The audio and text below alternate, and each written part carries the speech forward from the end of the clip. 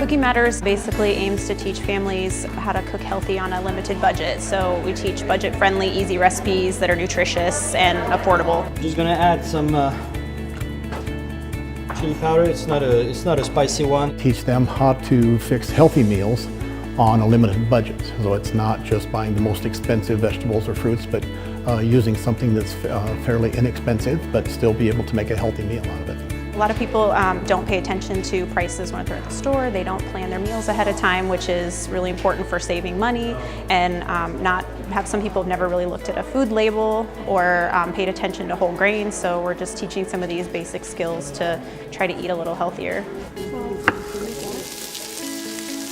Definitely it's important to get the kids started early, get them involved in the kitchen with easy tasks. You know, when they're little, start with measuring and helping wash and things, up to using a knife and cutting skills, because it just, them being involved in the cooking process makes them way more open to trying what they're eating and trying different foods that maybe they wouldn't try if they weren't involved. We want the kids to learn at an earlier age that there are other opportunities and other options for healthy meals besides just the snack foods.